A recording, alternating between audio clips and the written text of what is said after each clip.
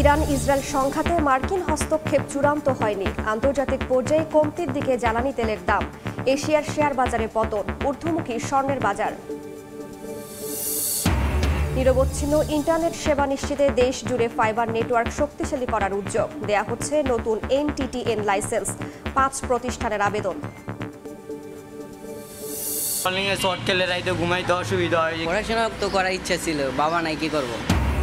দারিদ্র্য কেড়ে নিচ্ছে দুরন্ত শৈশব। চলতি বছরের মধ্যেই বন্ধের নির্দেশনা থাকলেও বাড়ছে শিশু শ্রমিকের সংখ্যা। সামাজিক সুরক্ষার আওতায় আনার তাগিদ। বেনাপোল কাস্টমসে অচল রাসায়নিক পরীক্ষার মেশিন। ব্যাহত পণ্য খালাস প্রক্রিয়া। বাড়তি খরচ ব্যবসায়ীদের।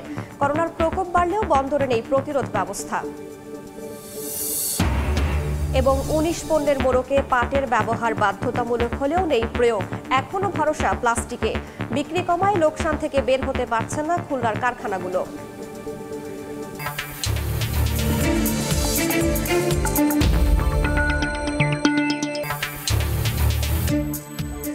দেখছিলেন শিরোনাম। আমন্ত্রণ জানাচ্ছি দেশ ও দেশের বাইরের অর্থ বাণিজ্যের নানা খবর নিয়ে আমাদের নিয়মিত আয়োজন এ সময়ের বাণিজ্যে। আপনাদের সঙ্গে আছি আমি রাইসা জান্নাত। ইরানে হামলার বিষয়ে চূড়ান্ত সিদ্ধান্ত হয়নি। ট্রাম্পের এমন ঘোষণার পর বিশ্ববাজারে কমতির দিকে অপরিশোধিত জ্বালানি তেলের দাম।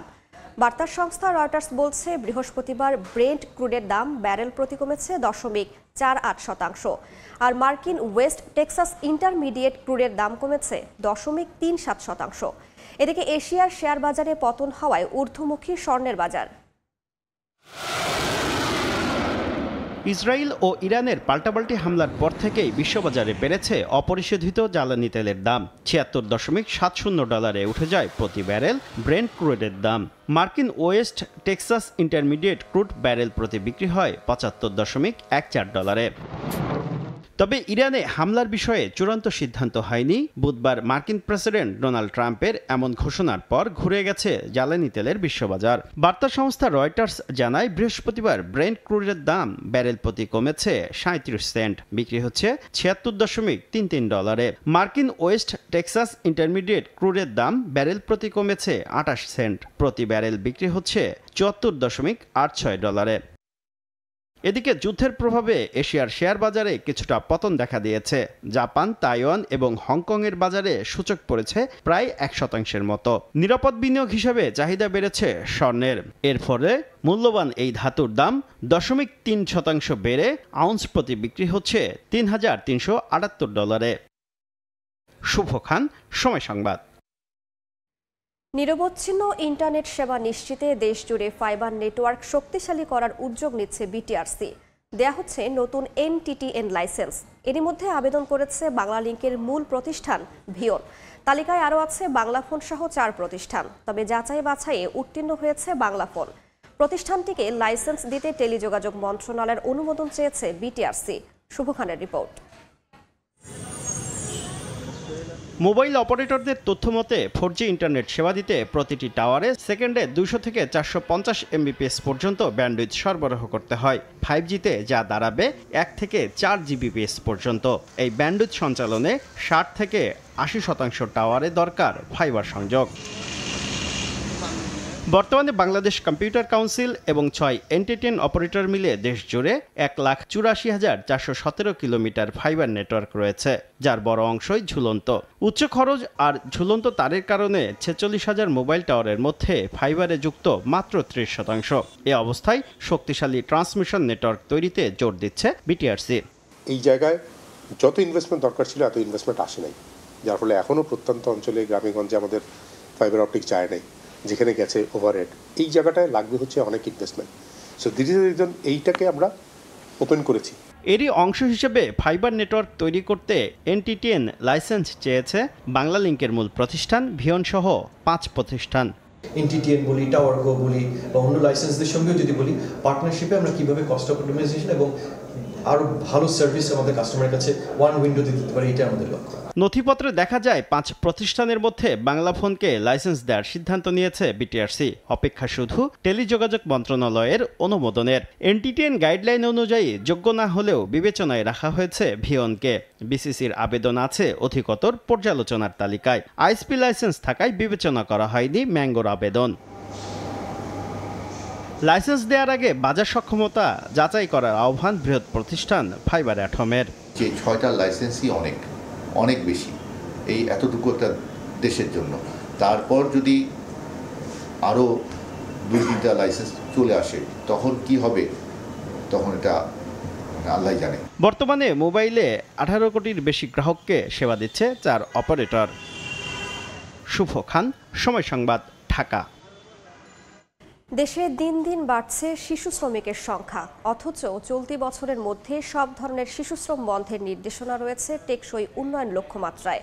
শিশুশ্রম প্রতিরোধ দিবসে সচেতনতা বাড়াতে লেখা হয় প্রতিপাদ্য, যদিও দিন শেষে মেলে না প্রত্যাশার মতো প্রাপ্তি।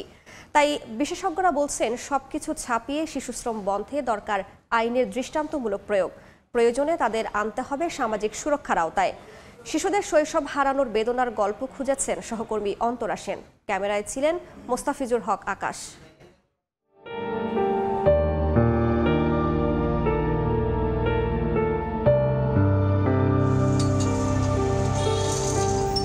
লেখাপড়ার পাঠ চুকেছে শৈশব পেরোনোর আগেই, বইয়ের রঙিন দুনিয়া দেখার আগেই ফিকে হয়ে গেছে জীবনের মলাট। বাবাকে হারিয়ে সংসারের দায়িত্ব কাঁধে নেয়া নাইম তাই হিসাব মেলাচ্ছে লেস কারখানায়। বাড়ির চাপে ঠেকে পড়ছি, এর মানে চলার পথ নাই, দেশে কাম কাজ নাই। 3 বছর ধরে ঝালাইয়ের কাজ করা ইয়ামিন বুক ভরে নিতে পারে না শ্বাস। হাতের কয়েক জায়গার পোড়া দাগ জানান দেয় প্রতিদিন কতটা ঝুঁকি নিয়ে কাজ করতে হয় তাকে। শর্ট খেলে রাইতে ঘুমাইতে অসুবিধা হয়, যে গ্যান্ডিং মেশিন চালাইলে হাতে সমস্যা থাকে, যেমন হাত কেটে যায়, হাত কেটে গেছে, সিঁড়ি বসছিল 5টা। ঝুঁকিপূর্ণ কাজে নিয়োগ বেআইনি হলেও দরিদ্রতার সুযোগে কম মজুরিতে নাইম ইয়ামিনদের মতো শিশুদেরই রাখা হচ্ছে কাজে। আবার পরিবারে বাড়তি আয়ের আশায় কখনো কখনো বিক্রি হচ্ছে দুরন্ত শৈশব। মোটর সাইকেলের কাজ করতে পারি, ইঞ্জিনের কাজ করতে পারি, চাক্কার কাজ করতে পারি, সব কাজ করতে পারি। কাজ করলে পড়াশোনা তো করার ইচ্ছা ছিল, বাবা নাই কি করব, টাকা লাগে না পড়াশোনা করতে। জাতীয় শিশুশ্রম জরিপ 2022 অনুযায়ী দেশে 5 থেকে 17 বছর বয়সী প্রায় 8.9% শিশু শ্রমিক হিসেবে কাজ করছে। 2013 সালে যা ছিল 8.7%। বিশেষজ্ঞরা বলছেন টেকসই উন্নয়ন লক্ষ্যমাত্রা অর্জনের পথে 2025 সালের মধ্যে সব ধরনের শিশুশ্রম বন্ধের নির্দেশনা থাকলেও পরিবহন, সেবা, কৃষি ও শিল্প খাতে প্রতিনিয়তই বাড়ছে শিশু শ্রমিকের সংখ্যা। সামাজিক নিরাপত্তা না থাকা একটা বড় ইস্যু। আপনার শিক্ষা ব্যবস্থা এখন জীবনমুখী না, কর্মমুখী না, সেটা একটা বড় সমস্যা। এবং এটাকে জাতীয় কর্মসূচি আকারে নেওয়া হচ্ছে না, এটা এখনও সরকারি উদ্যোগে কিছু সীমাবদ্ধ প্রকল্প ভিত্তিক কার্যক্রম। শিশুশ্রম বন্ধে দৃষ্টান্তমূলক আইন প্রয়োগের সঙ্গে তাদের সামাজিক সুরক্ষার আওতায় নিয়ে আসা দরকার বলে মনে করেন তারা। কিছু আইন আছে খুব কঠোর হতে হয়, এখানে আপনি ওই দারিদ্রতা, এখানে অসহায়ত্ব, সেটা দ্বিতীয় বিষয়। ঝুঁকিপূর্ণ ঝুঁকিপূর্ণ কাজে কোনো শিশু যাবে না, এটি হচ্ছে প্রথম শর্ত। এবারে শিশুশ্রম প্রতিরোধ দিবসের প্রতিপাদ্য হলো স্বপ্নের ডানায় ভর করি শিশুশ্রমের শৃঙ্খল ছিঁড়ি, এগিয়ে চলি দৃপ্ত পায়ে, আশার আগুন বুকে জ্বালি। সচেতন নাগরিকরা বলছেন দৃপ্ত পদক্ষেপে শিশুদের এগিয়ে নিতে শৃঙ্খল ভেঙে তাদের বের করে আনতে হবে সবার আগে। অন্তরা সেন, সময় সংবাদ, ঢাকা।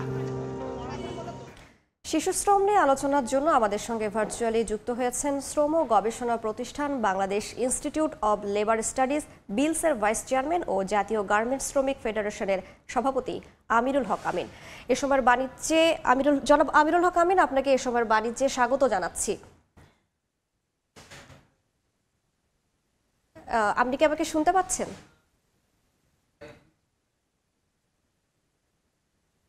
জনাব আমিরুল হক আমিন, আপনি কি আমাকে শুনতে পাচ্ছেন?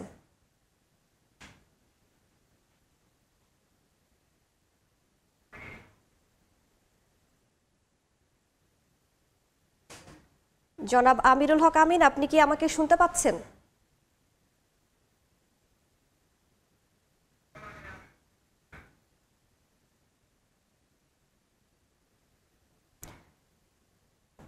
জনাব আমিরুল হক আমিন, আমরা একটা প্রতিবেদন দেখছিলাম শিশুশ্রম নিয়ে, আপনি কি আমাকে শুনতে পাচ্ছেন?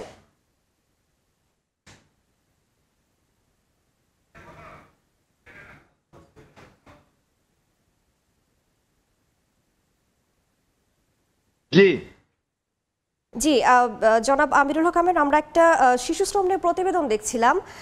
দীর্ঘদিন ধরে বাংলাদেশের শিশু শ্রম বন্ধের কথা বলা হলেও এখনো বন্ধ করা সম্ভব হচ্ছে না। এটা কি কেন হচ্ছে? ব্যক্তিগতভাবে আমার কাছে প্রশ্ন?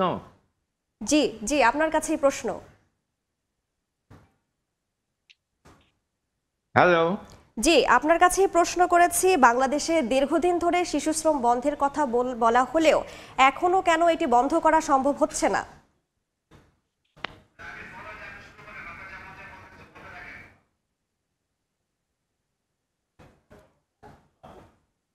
জি, আপনি কি শুনতে পাচ্ছেন? আমার প্রশ্নটি কি আপনি শুনতে পেরেছেন?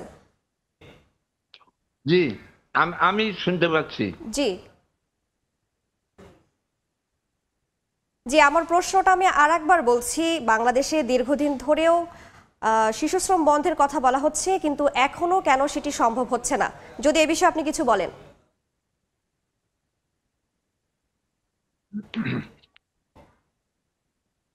জি, আপনি আমার প্রশ্নটা কি শুনতে পেরেছেন?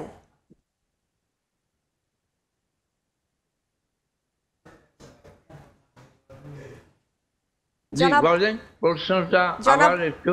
জি, আমি আবারও প্রশ্নটি বলছি। বাংলাদেশে দীর্ঘদিন ধরে শিশু শ্রম বন্ধের কথা বলা হলেও এখনো বন্ধ করা সম্ভব হচ্ছে না, কেন?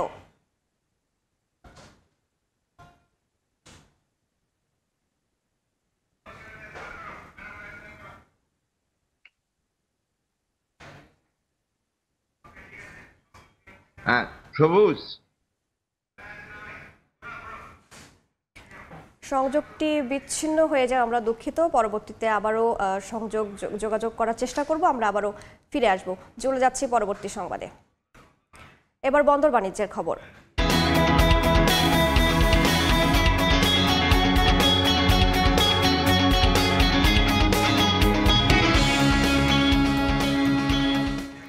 বেনাপোল কাস্টমস হাউসে প্রায় 1 বছর ধরে অচল রাসায়নিক পরীক্ষার মেশিন। এতে ব্যাহত হচ্ছে পণ্য খালাস প্রক্রিয়া। খুলনা ও ঢাকা থেকে পরীক্ষা করাতে লাগছে দীর্ঘ সময়। এতে অর্থদণ্ডের মুখে পড়ছেন আমদানিকারকরা। কাস্টমস কর্তৃপক্ষ বলছে, রাজস্ব বোর্ড অর্থ বরাদ্দ না দেয়ায় মেরামত করা যাচ্ছে না হ্যাজমেট নামের মেশিনটি। বেনাপোল প্রতিনিধি আজিজুল হকের তথ্য ও শাওন হোসেনের ছবিতে রিপোর্ট। বেনাপোল বন্দর দিয়ে আমদানি করা পণ্যের বড় অংশ খাদ্য ও শিল্প কারখানায় ব্যবহার করা রাসায়নিক। এসব পণ্য খালাসের আগে গুণগত মান পরীক্ষা করতে হয়। এজন্য বন্দরের কাস্টমস হাউসে অত্যাধুনিক দুটি মেশিন থাকলেও হ্যাজমেট নামের মেশিনটি প্রায় 1 বছর ধরে অচল। এতে চরমভাবে ব্যাহত হচ্ছে বাণিজ্যিক কার্যক্রম। আমাদের ফাস্ট ট্র্যাক সার্ভিস, যেটা শিল্পের কাঁচামাল, প্রয়োজনীয় দ্রব্যাদি, এগুলো কিন্তু আমরা যথাসময়ে ডেলিভারি করতে পারছি। বিকল্প হিসেবে রাসায়নিক পণ্য পরীক্ষার জন্য পাঠাতে হচ্ছে খুলনা ও ঢাকায়। ফলাফল হাতে পেতে সময় লাগছে 15 দিন থেকে 1 মাসের বেশি। এতে প্রতিটি পণ্যের চালানে ব্যবসায়ীদের অর্থদণ্ড হচ্ছে 15 থেকে 25 হাজার টাকা। অন্যদিকে পণ্য চালান আটকে থাকায় নষ্ট হচ্ছে গুণগত মান। আমাদের মাল ছাড়াতে অনেক বিলম্ব হচ্ছে।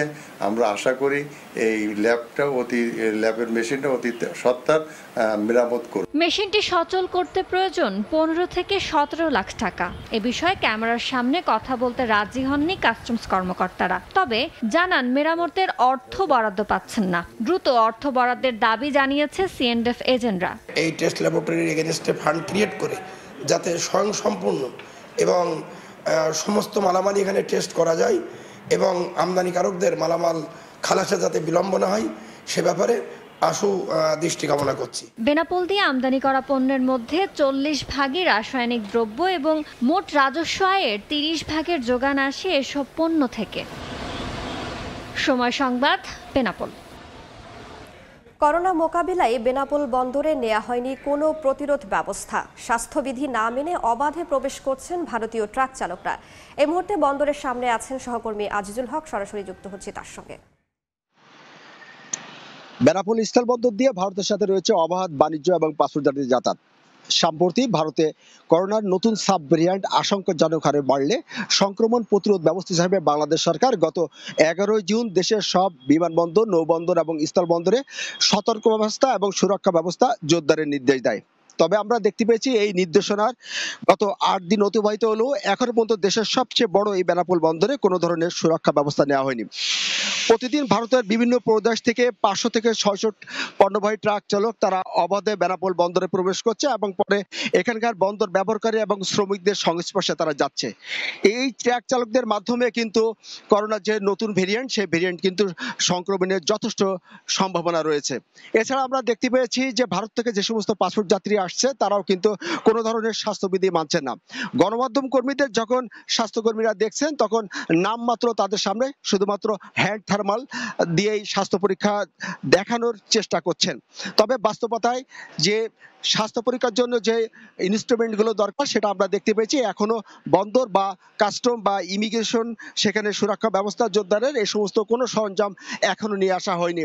আপনি জানেন গত বছর যখন করোনা সংক্রমণ হয় তখন কিন্তু সুরক্ষা ব্যবস্থা জোরদার করতে গিয়ে বাধ্য হয়ে কিন্তু ভারত সরকার বেনাপোল বন্দরের সাথে প্রায় 3 মাস আমদানি এবং রপ্তানি বাণিজ্য বন্ধ করে দিয়েছিল, যার কারণে কিন্তু বড় ধরনের ব্যবসায়ী ক্ষতি সম্মুখীন হয়েছিল বাংলাদেশি ব্যবসায়ীরা আমাদেরকে বলছেন করোনা সংক্রমণের আগে যদি এই সুরক্ষা ব্যবস্থা জোরদার এবার না করা হয় তবে কিন্তু আবারও কিন্তু আমাদের গত বছরের মধ্যে বাণিজ্য বন্ধের মুখোমুখি হতে পারে। স্বাস্থ্য মন্ত্রণালয়ের তথ্য বলছে গত 2020 সালের 8 মার্চ থেকে এ পর্যন্ত অর্থাৎ গতকাল পর্যন্ত দেশে মোট করোনা আক্রান্তের সংখ্যা 20,51,806 জন এবং মৃত্যু হয়েছে 29,6 জন।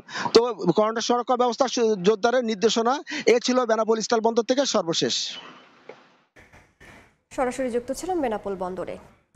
শিশু শ্রম নিয়ে আলোচনার জন্য আমাদের সঙ্গে ভার্চুয়ালি যুক্ত হয়েছেন শ্রম গবেষণা প্রতিষ্ঠান Bangladesh Institute of Labour Studies বিলসের ভাইস চেয়ারম্যান ও জাতীয় গার্মেন্টস শ্রমিক ফেডারেশনের সভাপতি আমিরুল হক আমিন। আমরা আবারও তার কাছে যাচ্ছি। জনাব আমিরুল হক আমিন, আপনাকে আবারও স্বাগত জানাচ্ছি। আপনার এবং আমার পক্ষ থেকে এবং শুভেচ্ছা জানাচ্ছি। জি, শুরুতেই আপনার কাছে আমি শিশু শ্রম নিয়ে বাংলাদেশে কেন শিশু শ্রম বন্ধ করা যাচ্ছে না সেটি নিয়ে জানতে চাই। শিশু শ্রম হচ্ছে আমাদের দেশ বাস্তবতা।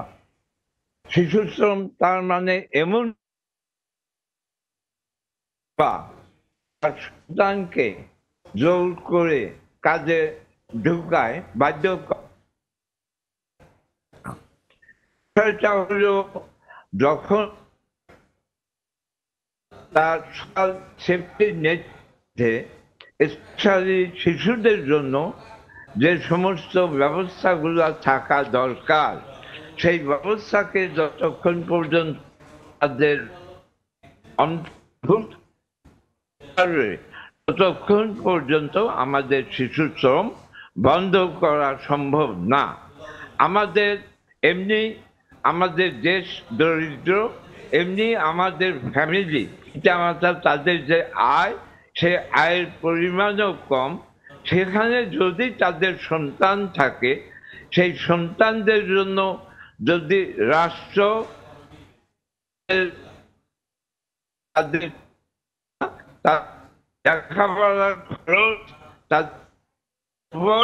এবং আনুষঙ্গিক অন্তত যে সমস্ত বিষয়গুলো দরকার সে রাষ্ট্রে বহন করা হয়, তাইলে আমাদের যে শিশু শ্রম বন্ধ করা কমানো সম্ভব। জি, আমি আরেকটা প্রশ্ন করতে চাই এখানে, যে আইনের কড়াকড়ির কথা বলা হয় সেটি আসলে কিভাবে নিশ্চিত করা সম্ভব?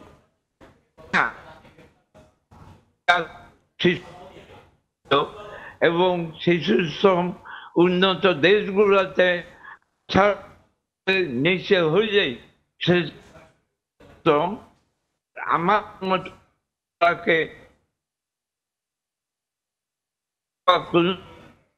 জি, জনাব আমিরুল হক আমিন, আপনাকে অসংখ্য ধন্যবাদ আমাদের সঙ্গে যুক্ত হওয়ার জন্য। শিশু শ্রম নিয়ে আলোচনায় আমাদের সঙ্গে যুক্ত ছিলেন বিলসের ভাইস চেয়ারম্যান আমিরুল হক আমিন। ইরান ইসরায়েল সংঘাতে এশিয়ার পুঁজিবাজারের পতন হলেও ঢাকায় সূচকের ঊর্ধ্বমুখী প্রবণতা দিয়ে চলছে লেনদেন। সপ্তাহের শেষ কার্যদিবসের প্রথম ঘণ্টায় ঢাকা স্টক এক্সচেঞ্জ ডিএসইর প্রধান সূচক ডিএসইএক্স বেড়েছে 14.86 পয়েন্ট, ডিএসই সরিয়া সূচক বেড়েছে 5.14 পয়েন্ট এবং বাছাই করা প্রতিষ্ঠানগুলোকে নিয়ে করা DSE 30 সূচক বেড়েছে প্রায় 7 পয়েন্ট। লেনদেন হয়েছে প্রায় 77 কোটি টাকার শেয়ার। এর মধ্যে দাম বেড়েছে 196টি প্রতিষ্ঠানের, কমেছে 80টির এবং অপরিবর্তিত আছে 102টি কোম্পানির শেয়ারের দাম। বুধবারও ঢাকায় সূচক বেড়েছিল 37 পয়েন্ট। রাজধানীর খামারবাড়ির কৃষিবিদ ইনস্টিটিউট চত্বরে শুরু হয়েছে জাতীয় ফল মেলা। সকালে এর উদ্বোধন করেন কৃষি উপদেষ্টা জাহাঙ্গীর আলম চৌধুরী। সেখানে আছেন সহকর্মী অন্তরা সেন। সরাসরি চলে যাচ্ছি তার কাছে। রাজধানীর খামারবাড়ির কৃষিবিদ ইনস্টিটিউশনে চলছে 3 দিন ব্যাপী জাতীয় ফল মেলা 2025। সকাল 10টা থেকে শুরু হয়েছে এই মেলা, আর সকাল 10টাতেই কিন্তু এই মেলার উদ্বোধন করেছেন স্বরাষ্ট্র উপদেষ্টা জাহাঙ্গীর আলম চৌধুরী। এই মেলা চলবে 19 তারিখ অর্থাৎ আজকে থেকে 21 তারিখ পর্যন্ত। উদ্বোধনের পর স্বরাষ্ট্র উপদেষ্টা পুরো মেলা ঘুরে দেখেছেন। এখানে কিন্তু দেশের বিভিন্ন জেলা থেকে মানুষ এসেছে তাদের নিজ জেলার দেশীয় যে ফল সেই ফলগুলো নিয়ে। সরকারি পর্যায়ের 26টি এবং বেসরকারি পর্যায়ের 49টি মিলিয়ে মোট 75টি প্রতিষ্ঠানের ফলের স্টল কিন্তু আছে এখানে। আমরা সকাল থেকে কিন্তু পুরো মেলা ঘুরে দেখেছি। সেখানে কিন্তু বিভিন্ন জেলা থেকে মানুষ কিন্তু এখানে এসেছে। তারা কিন্তু এই যে বিভিন্ন জেলার বিভিন্ন ধরনের বিখ্যাত ফল এগুলোর প্রচার প্রচারণা মূলত এই মেলার উদ্দেশ্য। এখানে যদি দেখে আপনারা দেখতে পাচ্ছেন বিভিন্ন জাতের বিভিন্ন ধরনের ফল কিন্তু আছে এখানে। বিশেষ করে এখানে কিন্তু নজর কেড়েছে বিভিন্ন প্রজাতির আম, চিয়াংমাই, দুধসর, মায়াভোগ, রেড পালমার, ইলামতি, এই ধরনের মতো ভিন্ন ভিন্ন নামধারী আমের দেখা কিন্তু এখানে পাওয়া যাচ্ছে। এখানকার আয়োজকরা কিন্তু জানিয়েছেন প্রায় 100 জাতের বেশি 100 ধরনের বেশি আমের জাত কিন্তু এখানে প্রদর্শন করা হয়েছে। এছাড়া জামরুল, তারপরে তেঁতুল, কামরাঙা, আতাফল, কাঁঠাল, এরপরে লেবু সহ বিভিন্ন প্রজাতির প্রায় 400 ধরনের ফল কিন্তু এখানে পাওয়া যাচ্ছে। আয়োজকরা বলেছেন তারা এই আয়োজন করেছেন জনগণকে দেশীয় ফলের প্রতি আকৃষ্ট করতে, রাজধানীবাসীর কাছে পৌঁছে দিতে বিভিন্ন জেলার বিভিন্ন ধরনের ফল তাদের কিন্তু এই আয়োজন।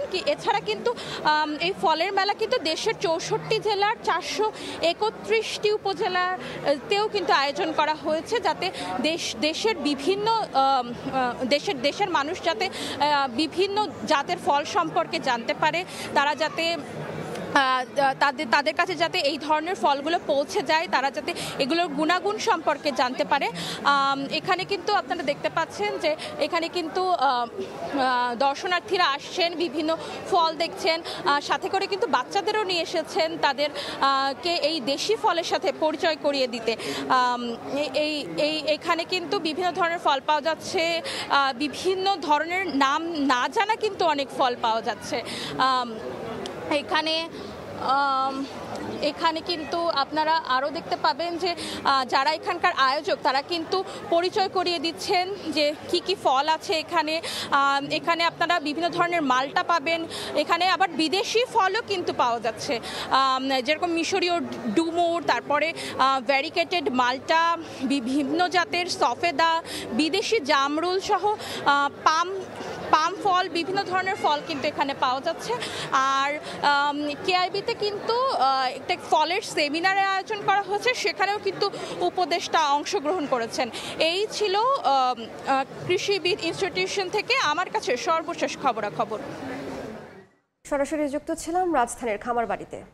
সাগরের উত্তাল ঢেউয়ে মহেশখালীতে বন্ধ রয়েছে এলএনজি সরবরাহ। এতে চট্টগ্রামের বিভিন্ন জায়গায় গ্যাস সংকট দেখা দিয়েছে। এই মুহূর্তে নগরীর টাইগার পাস এলাকায় আছেন রিপোর্টার ফেরদৌস লিপি। বিস্তারিত জানাতে সরাসরি যাচ্ছি তার কাছে। চট্টগ্রামের সিএনজি যে ফিলিং স্টেশনগুলো আছে সেখানে কিন্তু গ্যাস সরবরাহ ব্যাহত হচ্ছে।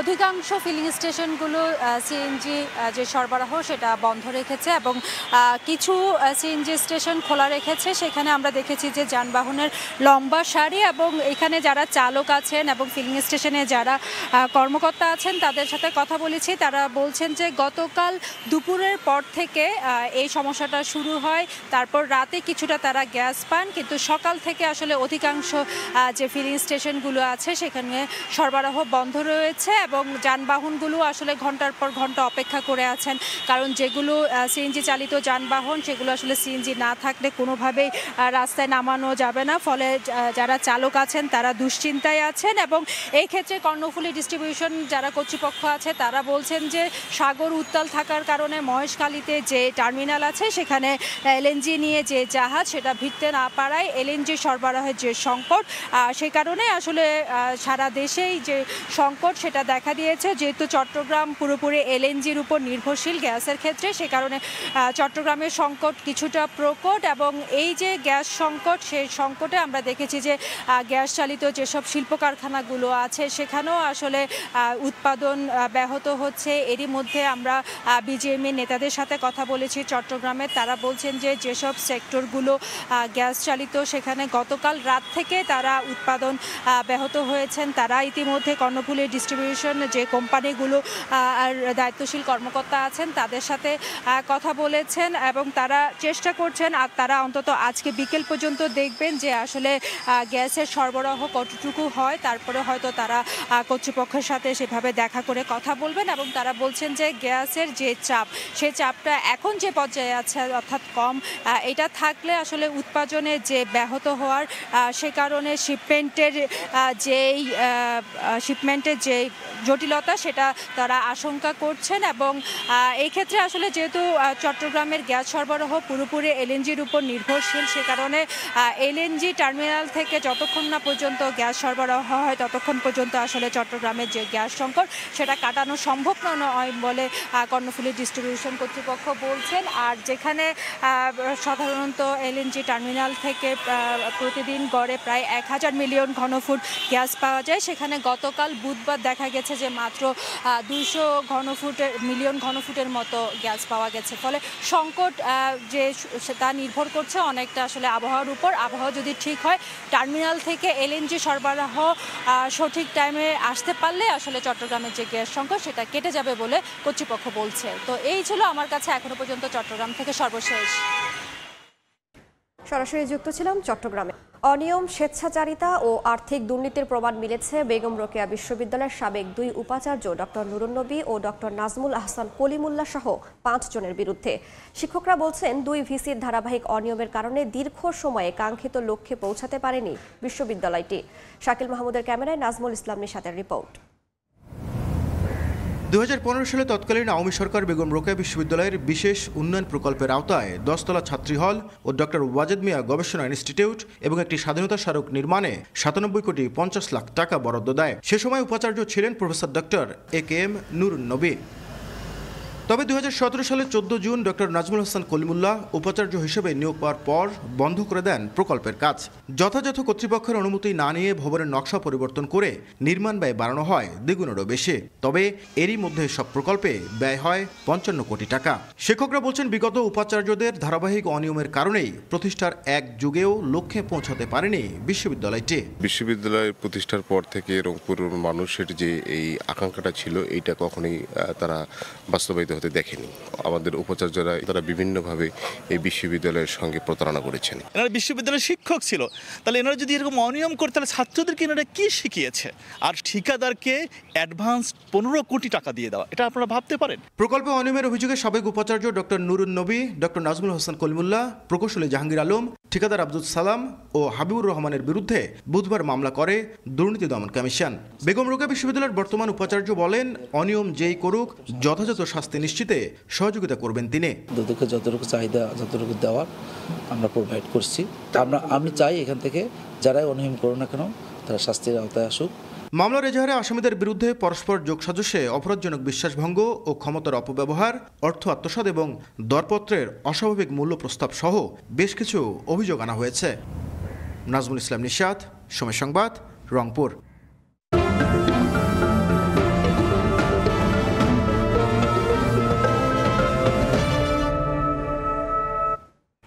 দেশে ১৯ ধরনের পণ্যের মোড়কে পাটের ব্যবহার আইনগতভাবে বাধ্যতামূলক হলেও তার প্রয়োগ নেই বললেই চলে। ধান, চাল, গম সহ বিভিন্ন পণ্য সংরক্ষণ, সরবরাহ ও মোড়কীকরণে ব্যবহার করা হচ্ছে প্লাস্টিকের বস্তা। এ কারণে পাট পণ্য বিক্রি কমে এসেছে কারখানাগুলোতে।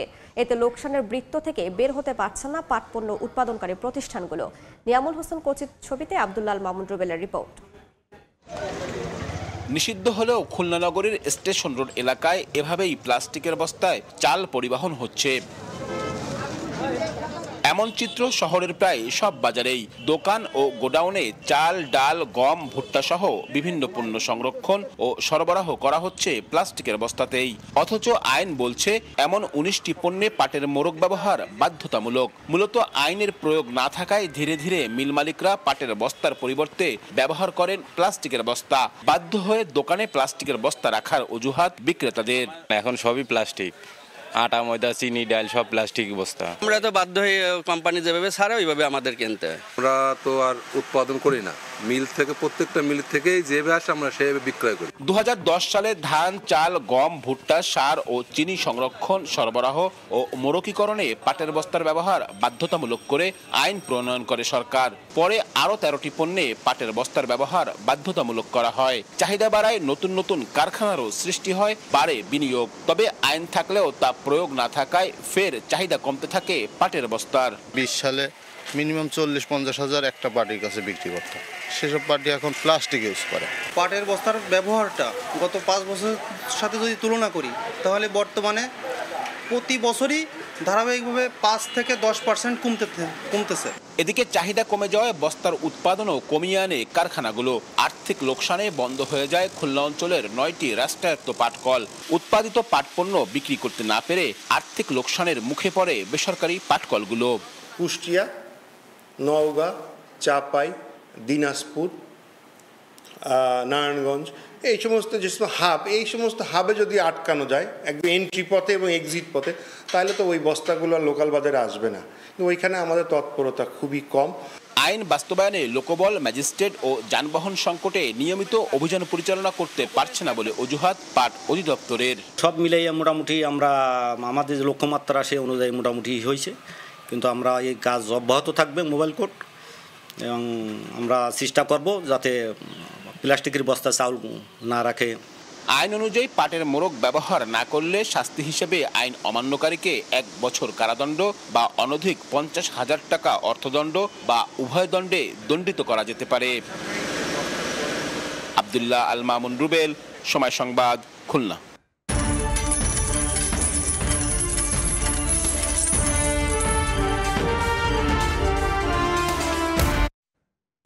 ইরান ইসরায়েল সংঘাতের নেতিবাচক প্রভাব ক্রিপ্টোকারেন্সির বাজারে। সপ্তাহ ব্যবধানে কমেছে বিটকয়েন সহ বেশিরভাগ জনপ্রিয় ক্রিপ্টো মুদ্রার দাম। আরও কিছুদিন পতনের ধারাবাহিকতা অব্যাহত থাকতে পারে বলে পূর্বাভাস দিচ্ছে বাজার বিশ্লেষণ করা সংস্থাগুলো। ইরান ইসরায়েল যুদ্ধের অস্থিরতা বিরাজ করছে ক্রিপ্টোকারেন্সির বাজারেও। আন্তর্জাতিক বাজার বিশ্লেষণ করা মার্কিন সংস্থা দ্য ট্রেডিং ইকোনমিক্সের তথ্য, ক্রিপ্টো বাজারের সবচেয়ে জনপ্রিয় মুদ্রা বিটকয়েনের দাম ১ সপ্তাহে ০.৯০% কমেছে। বৃহস্পতিবার সকালে এক একটি বিটকয়েন বেচাকেনা হয় $১,০৪,৯৩২। তবে বছর ব্যবধানে এই মুদ্রার দাম বেড়েছে ৬১.৭৯%। ক্রিপ্টো বাজারে রাজত্ব করা এই মুদ্রার দাম গেল মে মাসে পার হয়েছিল $১,১১,০০০। আরেক জনপ্রিয় ক্রিপ্টো মুদ্রা ইথারের দামও সপ্তাহ ব্যবধানে কমেছে ৪.৮৭%। বর্তমানে এই মুদ্রার দাম পড়ছে $২,৫২১.১১। ধারাবাহিক পতনের মুখে ২৮.২৩% কমেছে এক বছরে। এদিকে বাইন্যান্সের দাম সপ্তাহ ব্যবধানে 2%-এর বেশি কমলেও বছর ব্যবধানে বেড়েছে প্রায় 10%। বর্তমানে প্রতিটি বাইন্যান্স বেচাকেনা হচ্ছে $৬৪৩.৬০। ক্রিপ্টো বাজারে দাম কমতির তালিকায় রয়েছে সোলানাও। বর্তমানে এই মুদ্রা বিক্রি হচ্ছে $১৪৬.২৫। এক সপ্তাহে কমেছে প্রায় ৪.৫%। তবে এক বছর আগের তুলনায় বিক্রি হচ্ছে ৯.৫% বেশি দামে। শিগগিরই যুক্তরাষ্ট্রে বাংলাদেশি প্রবাসীদের ভোটার হিসেবে নিবন্ধনের কার্যক্রম শুরু হচ্ছে। এর মধ্যে সম্মিলিতভাবে কাজ শুরু করেছে নির্বাচন কমিশন, পররাষ্ট্র মন্ত্রণালয় ও বাংলাদেশ দূতাবাস। নিউ ইয়র্কে সদ্য নিয়োগপ্রাপ্ত কনসাল জেনারেল মোহাম্মদ মোজাম্মেল হক এবং ওয়াশিংটনে প্রেস মিনিস্টার গোলাম মর্তুজার সঙ্গে সাংবাদিকদের মত বিনিময় সভায় জানানো হয় যুক্তরাষ্ট্রে প্রবাসীদের সেবার মান আগের চেয়ে বেড়েছে। নিউ ইয়র্ক থেকে হাসানুজ্জামান সাকির রিপোর্ট। বাংলাদেশে অভ্যুত্থান পরবর্তী সময়ে ইউনূস সরকার দায়িত্ব নেয়ার পর যুক্তরাষ্ট্রে কূটনৈতিক মিশনগুলোতে পরিবর্তনের হাওয়া লাগে। নিউ ইয়র্কে কনসাল জেনারেল হিসেবে দায়িত্ব নেন পেশাদার কূটনীতিক মোহাম্মদ মোজাম্মেল হক। ওয়াশিংটনে বাংলাদেশ দূতাবাসে প্রেস মিনিস্টার হিসেবে যোগ দেন সাংবাদিক গোলাম মোর্তজা।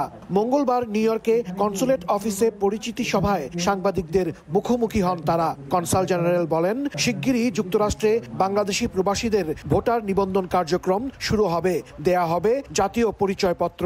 খুব শীঘ্রই আমাদের এখান থেকে এনআইডি কার্যক্রমটা শুরু হবে।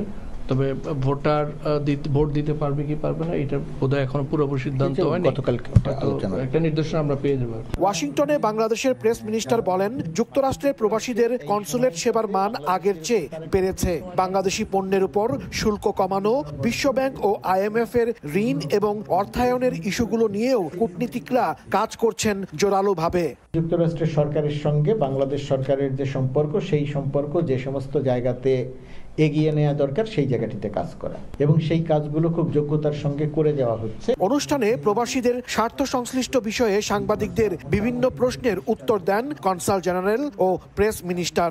এর আগে সবার শুরুতে জুলাই গণ অভ্যুত্থানে নিহতদের গভীর শ্রদ্ধার সাথে স্মরণ করা হয়। এই সময়টাতে বাংলাদেশ যে হাসানুজ্জামান সাকি, সময় সংবাদ, নিউ ইয়র্ক। এ পর্যায়ে শীর্ষ সংবাদগুলো জানিয়ে দিচ্ছি আরও একবার। ইরান ইসরায়েল সংঘাতে মার্কিন হস্তক্ষেপ চূড়ান্ত হয়নি। আন্তর্জাতিক পর্যায়ে কমতির দিকে জ্বালানি তেলের দাম। এশিয়ার শেয়ার বাজারে পতন, ঊর্ধ্বমুখী স্বর্ণের বাজার। নিরবচ্ছিন্ন ইন্টারনেট সেবা নিশ্চিতে দেশ জুড়ে ফাইবার নেটওয়ার্ক শক্তিশালী করার উদ্যোগ। দেয়া হচ্ছে নতুন NTTN লাইসেন্স। 5 প্রতিষ্ঠানের আবেদন। শর্ট খেলে রাইতে ঘুমাইতে অসুবিধা হয়। পড়াশোনা তো করার ইচ্ছা ছিল, বাবা নাই, কি করব। দারিদ্র্য কেড়ে নিচ্ছে দুরন্ত শৈশব। চলতি বছরের মধ্যেই বন্ধের নির্দেশনা থাকলেও বাড়ছে শিশু শ্রমিকের সংখ্যা। সামাজিক সুরক্ষার আওতায় আনার তাগিদ।